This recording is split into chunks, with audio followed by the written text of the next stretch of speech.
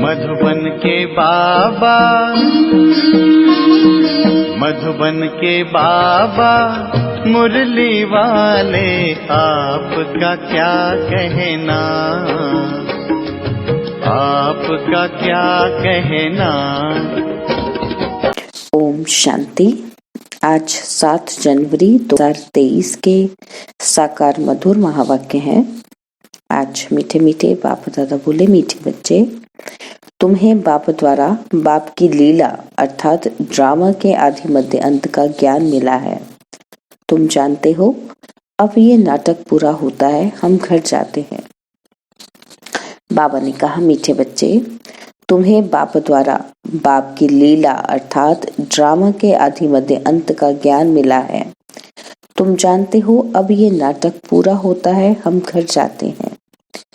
बाबा आज प्रश्न पूछते हैं कि स्वयं को बाप के पास रजिस्टर कराना है तो उसके लिए कौन सा कायदा है। तो उत्तर में बाबा समझाते कि बाबा के पास रजिस्टर होने के लिए पहली बात कि बाप पर पूरा पूरा बलि चढ़ना पड़ता है, और दूसरी अपना सब कुछ भारत को स्वर्ग बनाने की सेवा में सफल करना होता है, और तीसरा संपूर्ण निर्विकारी बनने का कसम उठाना पड़ता है और फिर रहकर भी दिखाना होता है। ऐसे बच्चों का नाम ऑलमाइटी गवर्नमेंट के रजिस्टर में आ जाता है। उन्हें नशा रहता है कि हम भारत को स्वर्ग व राजस्थान बना रहे हैं। हम भारत की सेवा के लिए बाप पर बलि चढ़ते हैं। मुरली का गीत है ओम नमः शिवाय, ओम शांति। जिसकी महिमा में ये गीत है वही बैठकर अपनी रचना की महिमा सुनाते हैं, जिसको लीला भी कहा जाता है। लीला कहा जाता है नाटक को, और महिमा होती है गुणवान की। तो उनकी महिमा सबसे न्यारी है। मनुष्य तो जानते ही नहीं, बच्चे जानते हैं कि उस परमपिता परमात्मा का इतना गायन है जिसकी शिव जयंती भी अब नजदीक है। शिव जयंती के लिए गीत भी अच्छा है। तुम बच्चे उसकी लीला को और उनकी महिमा को जानते हो। बरोबर यह लीला है, इसको नाटक भी कहा जाता है। बाप कहते हैं देवताओं से भी मेरी लीला न्यारी है। हर एक की अलग अलग लीला होती है। जैसे गवर्नमेंट में प्रेसिडेंट का, मिनिस्टर का मर्तबा अलग अलग है ना। तो अगर परमात्मा सर्वव्यापी होता तो सबकी एक एक्ट हो जाती। सर्वव्यापी कहने से ही भूखे मरे हैं। कोई भी मनुष्य न बाप को न बाप की अपरम अपार महिमा को जानते हैं। जब तक बाप को ना जाने तब तक रचना को भी जान न सके। अभी तुम बच्चों ने रचना को जाना है। ब्रह्मांड, सूक्ष्म वतन और मनुष्य सृष्टि का चक्र बुद्धि में फिरता रहता है। यह है लीला अथवा रचना के आदि मध्य अंत की नॉलेज। इस समय दुनिया के मनुष्य हैं नास्तिक, कुछ भी नहीं जानते और गपोड़े कितने लगाते हैं। साधु लोग भी कॉन्फ्रेंस आदि करते रहते हैं। बेचारों को ये पता ही नहीं कि अब नाटक पूरा होता है, अभी कुछ टच होता है, जबकि नाटक पूरा होने को आया है। अभी सब कहते हैं राम राज्य चाहिए। कृष्ण के राज्य में ऐसे नहीं कहते थे कि नया भारत हो। अभी बहुत दुख है तो सभी आवाज करते हैं कि हे प्रभु दुख से छुड़ाओ। कलयुग अंत में जरूर जास्ते दुख होगा। दिन प्रतिदिन दुख वृद्धि को पाता जाएगा। वह समझते हैं कि सभी अपना अपना राज्य करने लग पड़ेंगे, परंतु यह विनाश तो होना ही है, ये कोई जानते नहीं। तुम बच्चों को कितना खुशी में रहना चाहिए। तुम किसी को भी कह सकते हो कि बेहद का बाप स्वर्ग रचता है, तो बच्चों को भी स्वर्ग की बादशाही होनी चाहिए। भारतवासी खास इसलिए याद करते हैं, भक्ति करते हैं, भगवान से मिलना चाहते हैं, श्री कृष्णपुरी में जाना चाहते हैं, जिसको ही स्वर्ग कहते हैं। परंतु यह नहीं जानते कि सतयुग में ही श्री कृष्ण का राज्य था। फिर अभी ये कलयुग पूरा होगा, सतयुग आएगा, तब फिर श्री कृष्ण का राज्य होगा। ये तो सभी जानते हैं कि शिव परमात्मा की सभी संतान हैं। फिर परमात्मा ने नई सृष्टि रची होगी। तो जरूर ब्रह्मा के मुख द्वारा रची होगी। ब्रह्मा मुख वंशावली तो जरूर ब्राह्मण कुल भूषण होंगे। वह समय भी संगम का होगा। संगम है कल्याणकारी योग, जब परमात्मा ने बैठ राजयोग सिखाया होगा। अभी हम हैं ब्रह्मा मुख वंशावली ब्राह्मण। बाकी तुम कहेंगे कि हम कैसे माने कि ब्रह्मा के तन में परमात्मा आकर राजयोग सिखाते हैं। तुम भी ब्रह्मा मुख वंशावली बन राजयोग सीखो तो आप ही तुमको भी अनुभव हो जाएगा। इसमें बनावट की व अंधश्रद्धा की कोई बात ही नहीं। अंधश्रद्धा तो सारी दुनिया में है। इसमें भी खास भारत में गुड़ियों की पूजा बहुत होती है। आइडल प्रस्त भारत को ही कहा जाता है। ब्रह्मा को कितनी भुजाएं देते हैं, अभी ये कैसे हो सकता है। हाँ, ब्रह्मा के बहुत बच्चे हैं। जैसे विष्णु को 4 भुजाएं दिखाते हैं, 2 लक्ष्मी की, 2 नारायण की। वैसे ब्रह्मा के भी इतने बच्चे होंगे। समझो 4 करोड़ बच्चे हों तो ब्रह्मा की 8 करोड़ भुजाएं हो जाएं। परंतु ऐसे है नहीं। बाकी प्रजा तो जरूर होगी। यह भी ड्रामा में नूंद है। बाप आकर ये सब बातें समझाते हैं। मैं तो समझ ही नहीं सकते कि आखिर इन क्या होना है। कितने प्लान्स बनाते हैं, किस्म किस्म के प्लान्स बनाते हैं। और यहाँ बाबा का तुम बच्चों के लिए एक ही प्लान है और ये राजधानी स्थापन हो रही है। जो जितनी मेहनत कर आप समान बनाएंगे उतना ऊंच पद पाएंगे। बाबा को नॉलेजफुल, ब्लिसफुल, रहम दिल कहते हैं। बाबा कहते हैं मेरा भी ड्रामा में पार्ट है। माया सब पर बेरहमी कर रही है, हमको आकर रहम करना पड़ता है। तुम बच्चों को राजयोग भी सिखाता हूँ, सृष्टि चक्र का राज भी समझाता हूँ। नॉलेजफुल को ज्ञान का सागर कहा जाता है। तुम बच्चे जानते हो, किसी को समझा भी सकते हो। यहाँ अंधश्रद्धा की तो कोई बात ही नहीं।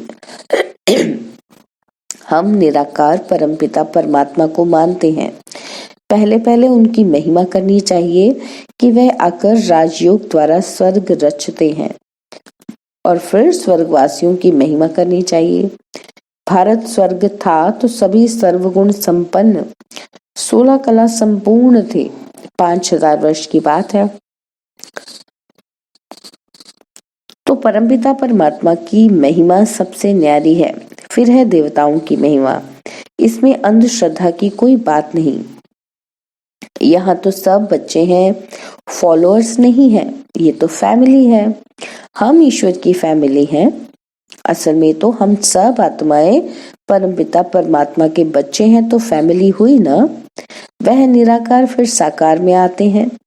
इस समय ये वंडरफुल फैमिली है, इसमें संशय की बात ही नहीं। शिव की सभी संतान हैं। प्रजापिता ब्रह्मा की संतान भी गाए हुए हैं। हम ब्रह्मा कुमार कुमारियां हैं। नई सृष्टि की स्थापना हो रही है। पुरानी सृष्टि सामने है। पहले तो बाप की पहचान देनी है। ब्रह्मावंशी बनने बगैर बाप का वर्षा मिल न सके। ब्रह्मा के पास वह ज्ञान नहीं है। ज्ञान सागर शिव बाबा है, उनसे ही हम वर्षा पाते हैं। हम हैं मुख वंशावली, सभी राजयोग सीख रहे हैं।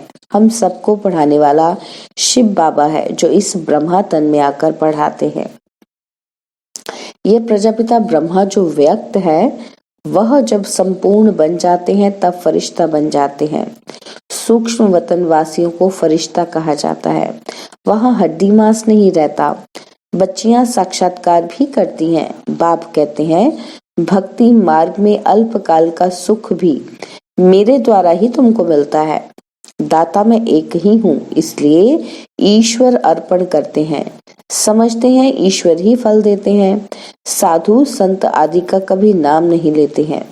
देने वाला एक बाप है, करके निमित्त कोई द्वारा दिलाते हैं, उनकी महिमा बढ़ाने के लिए। वह सब है अल्पकाल का सुख। तो यह है बेहद का सुख। नए नए बच्चे आते हैं तो समझते हैं कि जिस मत पर हम थे उनको फिर हम ये नॉलेज समझाएं। इस समय सब माया के मत पर हैं। यहाँ तो तुमको ईश्वरीय मत मिलती है। ये मत आधा कल्प चलती है, क्योंकि सत्युग त्रेता में हम इसकी प्रारब्ध भोगते हैं। वहां उल्टी मत होती नहीं, क्योंकि माया ही नहीं है। उल्टी मत तो बाद में ही शुरू होती है। अब बाबा हमको आप समान त्रिकालदर्शी त्रिलोकी नाथ बनाते हैं, ब्रह्मांड का मालिक भी बनते हैं, और फिर सृष्टि के मालिक भी हम बनते हैं।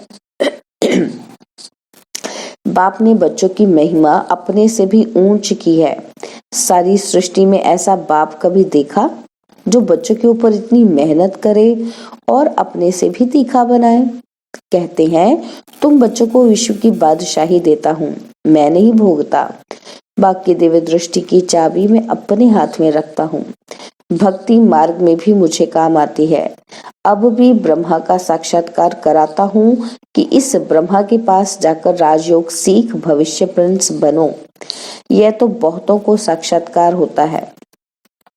प्रिंस तो सभी ताज सहित होते हैं, बाकी बच्चों को यह पता ही नहीं पड़ता कि सूर्यवंशी प्रिंस का साक्षात्कार हुआ या चंद्रवंशी प्रिंस का। जो बाप के बच्चे बनते हैं वे प्रिंस प्रिंसेस तो जरूर बनेंगे, फिर आगे व पीछे। अच्छा पुरुषार्थ होगा तो सूर्यवंशी बनेगा, नहीं तो चंद्रवंशी। तो सिर्फ प्रिंस को देखकर खुश नहीं होना है। ये सब पुरुषार्थ पर मदार रखते हैं। बाबा तो हर बात क्लियर कर समझाते हैं, इसमें अंधश्रद्धा की बात नहीं है।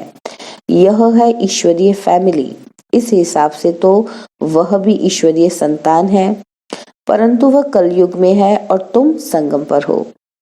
किसी के पास भी जाओ, बोलो हम शिववंशी ब्रह्मा मुख वंशावली ब्राह्मण ही स्वर्ग का वर्षा पा सकते हैं। किसी को अच्छी रीति समझाने की मेहनत करनी पड़ती है। 150 को समझाएं तब उनसे कोई एक निकले। जिसकी तकदीर में होगा वह कोटों में कोई निकलेगा। आप सामान बनाने में टाइम लगता है, बाकी साहूकार का आवाज बड़ा होता है। मिनिस्टर के पास जाते हैं तो वो पहले पूछते हैं कि आपके पास कोई मिनिस्टर आता है। जब सुनाते हैं कि हाँ आते हैं तो कहेंगे अच्छा हम भी चलते हैं। बाप कहते हैं मैं बिल्कुल साधारण हूँ, तो साहूकार कोई विरला ही आते हैं। आने जरूर है, परंतु अंत में। तुम बच्चों को बहुत नशा रहना चाहिए। उन्हों को समझाना है कि हम तो भारत की तन मन धन से सेवा करते हैं और तुम भारत की सेवा के लिए ही बलि चढ़े हो ना। ऐसा फिलैंथ्रोपिस्ट यानी कि परोपकारी महादानी कोई होता नहीं। वह तो पैसे इकट्ठे कर मकान आदि बनाते रहते हैं। आखिर तो ये सब कुछ मिट्टी में मिल जाना है। तुमको तो सब कुछ बाबा पर बलि चढ़ाना है। भारत को स्वर्ग बनाने की सेवा में ही सब कुछ लगाना है। तो फिर वर्षा भी तुम ही हो। तुमको नशा चढ़ा हुआ है कि हम ऑलमाइटी अथॉरिटी के बच्चे हैं। हम उनके पास रजिस्टर हो गए। बाबा पास रजिस्टर होने में बहुत मेहनत लगती है। जब संपूर्ण निर्विकारी पने का कसम उठावें और रहकर भी दिखाएं, तब बाबा उसे रजिस्टर करते हैं। बच्चों को बहुत नशा रहना चाहिए कि हम भारत को स्वर्ग व राजस्थान बना रहे हैं, तब उस पर राज्य करेंगे। अच्छा, मीठे मीठे सिकिलदे बच्चों प्रति माता पिता बाप दादा का याद प्यार और गुड मॉर्निंग। रूहानी बाप की रूहानी बच्चों को नमस्ते। हम रूहानी बच्चों की रूहानी बाप दादाजी को दिलवा जान सिकवा प्रेम से नमस्ते।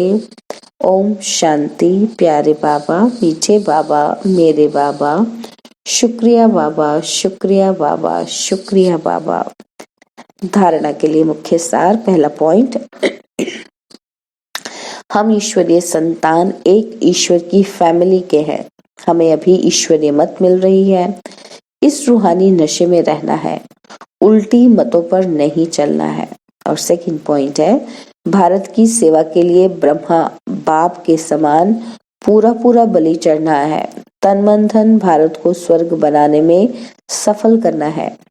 पूरा पूरा फिलैंथ्रोपिस्ट यानी कि दानी बनना है। बाबा ने वरदान दिया, परमात्मा प्यार की छत्र छाया में सदा सेफ रहने वाले दुखों की लहरों से मुक्त भव। परमात्मा प्यार की छत्र छाया में सदा सेफ रहने वाले दुखों की लहरों से मुक्त भव। जैसे कमल पुष्प कीचड़ पानी में होते हुए भी न्यारा रहता है और जितना न्यारा उतना सबका प्यारा है, ऐसे आप बच्चे दुख के संसार से न्यारे और बाप के प्यारे हो गए। यह परमात्मा प्यार छत्र छाया बन जाता है और जिसके ऊपर परमात्मा छत्र छाया है उसका कोई क्या कर सकता। इसलिए फख्र में रहो कि हम परमात्मा छत्र छाया में रहने वाले हैं। दुख की लहर हमें स्पर्श भी नहीं कर सकती। स्लोगन है, जो अपने श्रेष्ठ चरित्र द्वारा बाप दादा तथा ब्राह्मण कुल का नाम रोशन करते हैं वही कुल दीपक हैं। जो अपने श्रेष्ठ चरित्र द्वारा बाप दादा तथा ब्राह्मण कुल का नाम रोशन करते हैं वही कुल दीपक हैं। ओम शांति।